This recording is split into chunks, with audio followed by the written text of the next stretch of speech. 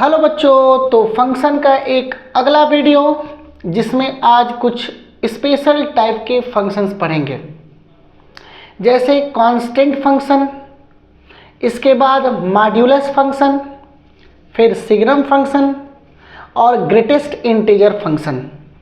Greatest integer function कि greatest integer function क्या होता है, और ग्राफ भी देखेंगे। इसके बाद डोमेन और रेंज देखेंगे कि फंक्शंस का डोमेन और रेंज कैसे ट्रेस किया जाता है, कैसे फाइंड आउट किया जाता है। इसके पिछले वाले वीडियो में हमने कुछ न्यूमेरिकल्स किए थे, 1 1 ऑन2, मेनी 1 और इनटू पे। और आज की जो लेक्चर रहेगी, आज की जो वीडियो रहेगी, में जनरली कुछ और विशेष टाइप के फंक्शंस को देखेंगे, उसमें का नहीं जो उस टाइप में चाहते, मतलब अब कुछ अगला देखा जाएगा, कुछ नया चीज़ देखा जाएगा। और पहले हम बता चुके हैं कि फंक्शंस का हम एक सीरीज लेकर के चले, पेज सीरीज, जिसमें हम मैथ में कुछ इम्पॉर्टेंट टॉपिक डिस्कशन करेंगे। जैसे फंक्शंस कंप्लीट हो जाने के बाद हम स्टार्ट करेंगे ट्रिग्नोमेट्रिक फंक्शन। अच्छा, ट्रिग्नोमेट्रिक फंक्शन यहाँ भी होगा और जब ट्रिग्नोमेट्रिक चैप्टर में पढ़ाऊंगा वहाँ भी होगा। तो ट्रिग्नोमेट्रिक जो फंक्शन होगा उसको देखेंगे यहीं पर, और जब हम चैप्टर पढ़ेंगे ट्रिग्नोमेट्री तो विशेष ध्यान ना देकर के ग्राफ प्राप्त देकर के आगे निकल जाएंगे। समझ में मेरी बात आ रही? क्लियर कॉन्सेप्ट दोस्त मतलब हमेशा रहेगा। ऐसा नहीं है कि यहाँ पे थोड़ा पढ़ाऊंगा वहाँ पे थोड़ा पढ़ाऊंगा तो इसमें मिली जुली सरकार हो जाएगी। हम थोड़ा थोड़ा नहीं, एक ही चीज़ एक ही बार में एग्जैक्ट चीज़ मतलब पूरी कॉन्सेप्ट दे देंगे। तो स्टार्ट करते हैं आज की कहानी। मेरा नाम है दिवेश, हमारा और आपका प्यारा सा चैनल मैथ्स। तो हेडिंग लिखेंगे some special function, some special function, कुछ विशेष फलन। और यहां पे एक चीज लिख देंगे फंक्शन एंड इट्स ग्राफ, और उसका ग्राफ देखेंगे। तो कुछ विशेष फलन, some important function and its graph. तो पहला लिख देंगे आइडेंटिटी फंक्शन। Identity function. अब आइडेंटिटी फंक्शन क्या होता है? अच्छा, आइडेंटिटी फंक्शन को इकाई फलन कहते हैं या तत्समक भी बोल सकते हैं।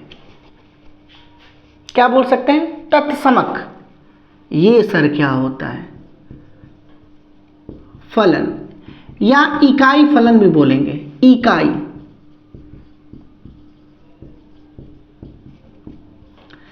क्या होता है इकाई फलन? कि अगर किसी भी फंक्शन में जो वैल्यू इनपुट दें वही वैल्यू आउटपुट में आ जाए, मतलब हम कुछ इनपुट दे रहे हैं, कुछ हम वैल्यू रख रहे हैं और वही आउटपुट में आ जाए, तब इस फलन को हम आइडेंटिटी फंक्शन कहते हैं। मतलब कि मान लो कि y is equals to F X कोई फंक्शन है और ये एफ एक्स बराबर हो जाए किसके? x के। तो x की वैल्यू यहां पे जो रखेंगे, थोड़ा ध्यान देना, x की वैल्यू जो रखेंगे वही fx की वैल्यू हो जाए। fx का मतलब y की वैल्यू, तब हम कहेंगे y बराबर fx एक तत्समक आइडेंटिटी फंक्शन है। आइडेंटिटी, आई रिपीट आइडेंटिटी फलन, इकाई फलन कहेंगे। जो भी x की वैल्यू यहां पे रखे, अब यहां पे क्या है? So y is equals to X, X की वैल्यू रखो 0 तो y की वैल्यू कितनी हो जाएगी? 0। x की वैल्यू रखो 1 तो y की वैल्यू कितनी हो जाएगी? 1। x की वैल्यू रखो 2 तो y की वैल्यू कितनी हो जाएगी? 2। x की वैल्यू रखो 3 तो y की वैल्यू कितनी हो जाएगी 3। तो हम इनपुट रख रहे हैं, ये x की वैल्यू रखना मतलब इनपुट, और जो मिल रहा fx वो होती है आउटपुट। तो इनपुट हमने x की वैल्यू रखा है यहाँ पे 1, यहाँ पे 1, तो f1 की वैल्यू मतलब fx की वैल्यू 1 आ जा रही। हमने रखा x की वैल्यू 0 तो y की वैल्यू भी 0 आ जा रही। हमने रखा x की वैल्यू 3 तो y की वैल्यू 3 आ जाएगी। हमने रखा x की वैल्यू -5 तो y की वैल्यू भी कितनी आ जाएगी -5। तब इसको कहते हैं इकाई फलन, इसको कहते हैं इकाई फलन। अच्छा, अगर हम इसको सेट के फॉर्म में रिप्रेजेंट करें तो सेट के फॉर्म में कुछ ऐसा रिप्रेजेंट किया जाता है, ये आपका x होगा और ये आपका fx होगा। आपने यहाँ पे x की वैल्यू रखा 0 तो y की वैल्यू आ गई 0, x की वैल्यू रखा 1 तो y की वैल्यू होगी 1, x की वैल्यू आपने रखा 2 तो y की वैल्यू रखा आया 2, 3 तो 3, 4 तो यहाँ पे कितना होगा 4। अब 0 की मैपिंग 0 के साथ, 1 की मैपिंग 1 के साथ, 2 की मैपिंग 2 के साथ, 3 की मैपिंग 3 के साथ, 4 की मैपिंग 4 के साथ। ठीक, तो ये एक आइडेंटिटी फंक्शन हो जाएगा। अच्छा, इसमें एक चीज़ कवर कर लेते हैं जो हम पिछले वीडियो में पढ़ चुके हैं कि एक एलिमेंट का एक ही इमेज है, अलग अलग एलिमेंट का अलग अलग इमेज है, तब ये 1 1 होगा। अलग अलग एलिमेंट का अलग अलग मैपिंग है, ये 1 1 होगा। अच्छा, दूसरे सेट का हर एक एलिमेंट डिस्टर्ब है, बिजी है, तब ये आंटू होगा। मतलब ये जो फंक्शन है वो 1 1 है और आंटू भी है और आइडेंटिटी फंक्शन भी है। समझ में मेरी बात आई? ये आइडेंटिटी फंक्शन है। 0 इनपुट रखा, रिजल्ट 0 आया, आउटपुट 1 रखा, आउटपुट 1 आया, 4 रखा, आउटपुट 4 आया। तब हम इसको कहेंगे आइडेंटिटी फंक्शन। क्या बोलेंगे इसको? Identity function. बोलो, इतनी बात समझ में आई? आइडेंटिटी फंक्शन क्या होता है?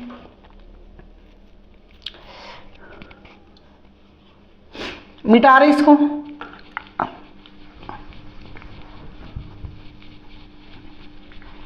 दूसरी, constant function. Constant function, CONSTANT, constant function. देखिए, एक चीज और बता रहे हैं, फंक्शन को अच्छे से पढ़ेंगे, फंक्शन को अच्छे से पढ़ेंगे। फंक्शन का काम कंटिन्यूटी में होगा, कंटिन्यूटी में होगा। और बता दें, modulus function, greatest integer function and signum function, ये 3 इंपॉर्टेंट फंक्शन होते हैं। कौन कौन से? मॉड्यूलस, ग्रेटेस्ट और सिग्नम, ये 3 इंपॉर्टेंट होते हैं, खास करके मॉड्यूलस और ग्रेटेस्ट। मॉड्यूलस और ग्रेटेस्ट में जब न्यूमेरिकल आ जाती है तो बच्चों की हालत खराब हो जाती है। ऐसा नहीं है कि कोई रॉकेट साइंस से नहीं होगा, कॉन्सेप्ट रहेगा तो हो जाएगा, देख करके आंसर मार देना है। इसलिए फंक्शन को अच्छे से, मैं जोर दे करके धीरे धीरे पढ़ा रहा हूं फंक्शन। ठीक, तो कांस्टेंट फंक्शन। अच्छा, कांस्टेंट को हिंदी में कहते हैं अचर, फल। अब क्या होता है कांस्टेंट फंक्शन? इनपुट कुछ भी दे, आउटपुट हमेशा सेम आए। इनपुट कुछ भी दे, आउटपुट हमेशा 100 आए। 100 का मतलब सेम आए, 100 नहीं आए। मान लो कोई एक लड़का है, वो 1 घंटा पढ़ रहा है, 50% पा गया। 2 घंटा पढ़ रहा है, फिर भी 50 पाया। 4 घंटा पढ़ा, 50 पाया। 8 घंटा पढ़ा, 50 पाया। नहीं पढ़ा, 50 पाया। सर तो बिना पढ़े ही 50 आ रहा है, तो वही करेंगे। मतलब कितनों घंटा पढ़ रहा है, रिजल्ट उसका सेम आ रहा है, तब हम कहेंगे कि ये एक कांस्टेंट फंक्शन है। आओ लिख के बताते हैं। y is equals to fx y is equals to fx is called constant function if for every x belongs to real number, for every x belongs to real number, this implies that fx is constant. x की value चाहे कुछ भी रखो, fx की value हमेशा change ना हो, मतलब fx की वैल्यू हमेशा कांस्टेंट रहे, हमेशा चेंज ना हो, मतलब हमेशा कांस्टेंट रहे, चेंज ना हो, कांस्टेंट रहे। जैसे एक एग्जांपल दिखा दो सर, जैसे मान लो y बराबर 1 टू दी पावर हमने x रख दिया, सर ये तो एक्सपोनेंशियल फंक्शन हो गया। नहीं, एक्सपोनेंशियल फंक्शन की सबसे बड़ी बात क्या होती है कि जो बेस रहता है वो 1 नहीं रहता है, कुछ और हो सकता है बट 1 नहीं रहेगा, 1 नहीं रहता। कुछ और होने का मतलब पॉजिटिव रहेगा, 1 नहीं रहेगा लेकिन पॉजिटिव रहेगा। आगे देखेंगे। So y is equals to 1 to the power x। अब x की वैल्यू कुछ भी रखो, y की वैल्यू हमेशा 1 होगी। अरे पढ़े हो ना, पढ़ाया जाता है 6-7-8 में। 1 to the power any number, एक के घाते कुछ भी रखोगे तो हमेशा 1 ही आता है। जैसे 1 x की वैल्यू यहाँ पे हम रख देंगे, x की वैल्यू हमने रखा 0, तो हमारा होगा 1 टू दी पावर 1, कितना होगा 1। मान लो x की वैल्यू हमने रखा 1, अच्छा 0, हमने रखा x की वैल्यू 1, तो कितना होगा 1 टू दी पावर 1। हमने रखा x की वैल्यू 2, तो 1 टू दी पावर 2 1। हमने रखा x की वैल्यू 3, 1 टू दी पावर 3 1। हमने रखा x की वैल्यू 3/2, तो 1 टू दी पावर 3/2 1। कुछ भी रख दो, x की कुछ भी वैल्यू यहाँ पे रखें, x की कुछ भी वैल्यू यहाँ पे रखें, कुछ भी वैल्यू यहाँ पे रखें, हमेशा जो y होगा वो 1 के बराबर होगा। तब हम इसको कहेंगे, इसको कांस्टेंट फंक्शन है। x की वैल्यू कुछ भी रख दो, x की वैल्यू यहाँ पे कुछ भी रखो, y हमेशा क्या आएगा, 1 आएगा, तब ये क्या होगा, कांस्टेंट फंक्शन। ग्राफ इसका देख लेते हैं। तो ये y एक्सिस, ये x एक्सिस, एक y हो गया और एक x हो गया, और हमने यहां पे रखा 1 2 3 4 5 6 7, ओबियसली इधर नेगेटिव होगा, तो -1 -2 -3 -4 -5, और यहां पे हमने रखा 1 2 3 1 2 3, अच्छा इसके नीचे नेगेटिव होगा। हमने रखा x की वैल्यू 1, तो y की वैल्यू कितनी होगी, 1 टू दी पावर 1। हमने रखा x की वैल्यू 0 यहां, तो y की वैल्यू कितनी होगी, 1 टू दी पावर 0। समझ रहे हो ना, 1 टू दी पावर 0 1, ये वाली। हमने रखा x की वैल्यू 2, तो 1 टू दी पावर 2 1। हमने रखा x की वैल्यू 3, तो 1 टू दी पावर 3 1। हमने रखा x की वैल्यू -1, तो 1 टू दी पावर -1 को लिखोगे 1/1 टू दी पावर 1। ये क्या हुआ सर, तो घातांक का नियम ये होता है a to the power -m can be written as 1/, में a to the power m। अगर पावर के साइन को चेंज करना हो तो फ्रैक्शन को पलट दो। 1/2 के पावर -5 है, तो 1/2 को लिखो 2/1 पावर +5 हो जाएगा। a टू दी पावर है -m, तो a को पलट दो, स्विच कर दो, तो a टू दी पावर हो जाएगा m।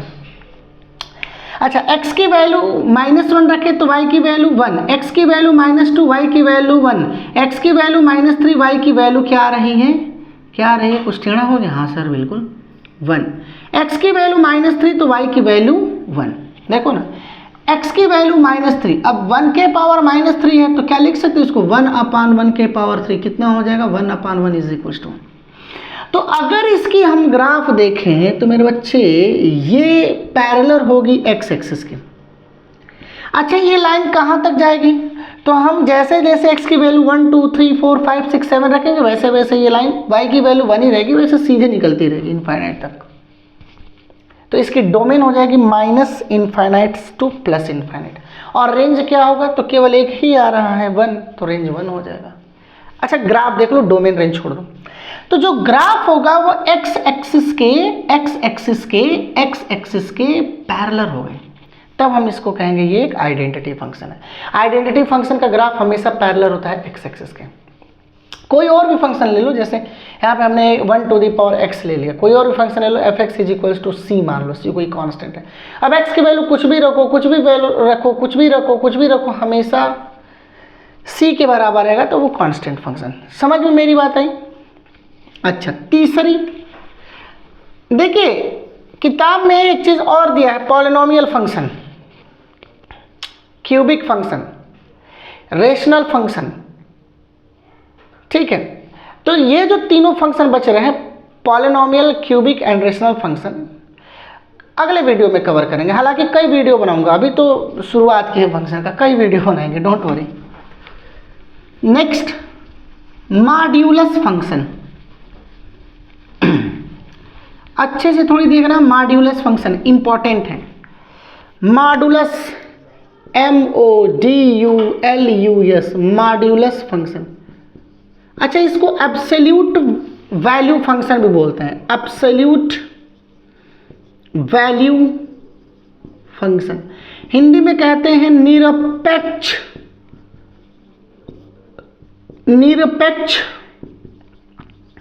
फलन बोलते हैं, निरपेक्ष फलन। क्या होगा ये देखते हैं। y = fx = modulus of x, रख दिया। y = fx = mod of x। अब x की वैल्यू रखेंगे तो y की वैल्यू क्या आएगी? हमेशा पॉजिटिव आएगी। भाई, मॉड एक ऐसा इंस्ट्रूमेंट है, एक ऐसी मशीन है जो अपने अंदर किसी भी टाइप के नंबर को ला दे, बाहर जब वो करेगा तो वो हमेशा पॉजिटिव होगा। एक ऐसी मशीन है, एक ऐसा बॉक्स है कि x की वैल्यू कुछ भी रखो, आउटपुट हमेशा पॉजिटिव देगा, हमेशा पॉजिटिव। कहते हैं ना कि आई इम्पॉसिबल, तो इम्पॉसिबल में भी आई एम पॉसिबल छिपा रहता है। मतलब ना में भी हाँ है, ना में भी हाँ है, असंभव में भी संभव है, वैसा है मॉडुलस फंक्शन। और कहीं ना कहीं ये जिंदगी में सीख भी देते हैं। समझ में मेरी बात आ रही है कि किसी भी काम को करने के लिए लगन होनी चाहिए, किसी भी काम को करने के लिए लगन, पूर्ण लगन होनी चाहिए। कोई काम बड़ा छोटा नहीं होता है और कोई काम असंभव नहीं होता है, बस मेहनत रहनी चाहिए। मॉडुलस फंक्शन पॉजिटिव है, एकदम पॉजिटिव है। x की वैल्यू कुछ भी रखो, y की वैल्यू हमेशा पॉजिटिव आएगा। कुछ भी रखो, कुछ भी कर लो, मेरा रिजल्ट पॉजिटिव रहेगा। कितनों मार लो, पीट लो, मैं हमेशा हंसता रहेगा। मॉडुलस फंक्शन ऐसा बोलता है। x की वैल्यू रखो 0 तो y की वैल्यू होगी 0। x की वैल्यू रखो 1 तो y की वैल्यू कितना होगा? Modulus of 1 1। x की वैल्यू रखो कितना? x की वैल्यू रखो -1 तो -1 मॉडुलस कितना होगा? +1। x की वैल्यू रखो -2 तो मॉड ऑफ -2 कितना होगा? +2। x की वैल्यू रखो -100,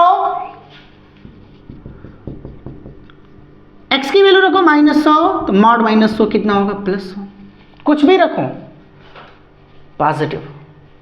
ग्राफ देख लो इसका, ग्राफ देख लो इसका। टीडिंग 1 2 3 4, 1 2 3 4, 1 2 3 और यहाँ पे 4, बस इतना ले रहे हैं। -1 -2 -3 -4, 1 2 3 4। x का मान 0, y का मान 0। x का मान 1, y का मान 1, x का मान -1, y का मान -1 नहीं 1, x का मान 2, y का मान 2, x का मान -2 तब भी y का मान 2, x का मान 3 तो y का मान 3, x का मान -3 तो y का मान फिर भी 3। अब इसको मिलाओ, टचक, इसको मिलाओ, टचक। क्या मिरर बन रहा है, मिरर इमेज बन रहा है। यहाँ पे एक मिरर दो, यहाँ पे एक मिरर रख दो, यहाँ पे एक मिरर रखो, तो जैसा इधर वैसा इधर। सिमेट्रिक ग्राफ होती है मॉड्यूलस फंक्शन का, यानी जो मॉड्यूलस फंक्शन का ग्राफ होता है वो मैं लिख दे रहा हूं, वो एक सिमेट्रिक ग्राफ होता है। SYMMETRY, सिमेट्री, सिमेट्री होता है। सिमेट्री मतलब सममित होता है। अच्छा, ये लाइन कहां तक जा रही है सर? इनफाइनाइट तक। ये लाइन किधर तक जा रही है सर? इनफाइनाइट तक। तो इसकी जो डोमेन होगी मॉड्यूलस फंक्शन की, माइनस इनफाइनाइट से प्लस इनफाइनाइट तक। देखो कहां तक जा रही है, इनफाइनाइट तक, ये भी इनफाइनाइट तक। तो x की वैल्यू कुछ भी रखो, कुछ भी रखो, ये कुछ भी रखो, कुछ भी रखो, x की वैल्यू कुछ भी रखो, कहां तक? इनफाइनाइट तक, इधर इनफाइनाइट तक। अच्छा, वहाँ जो इसका रेंज होगा वो क्या आ रहा है? तो इस लाइन के ऊपर ग्राफ है, देखो ये x एक्सिस है। अच्छा, ऊपर पॉजिटिव होता है, नीचे नेगेटिव होते हैं, तो सिर्फ ये ग्राफ ऊपर है, नीचे तो है नहीं, यानी इसकी रेंज जो होगी वो पॉजिटिव होगी और रियल नंबर होगी, यानी all positive real numbers. Domain और रेंज पढ़ाएंगे। तो आज हमने 3 फंक्शंस को कवर किया। पहला क्या हमने बताया था? Identity function. दूसरा हमने क्या बताया था? Constant function. तीसरा हमने क्या बताया? Modulus function. आशा करते हैं आपको ये समझ में आ गया। तो आज की क्लास में बस इतना ही। कल हम एक नया लेक्चर, नया वीडियो लेकर के आएंगे, 2-3 टाइप और फंक्शन। तो पढ़ाई करते रहें। All the very best.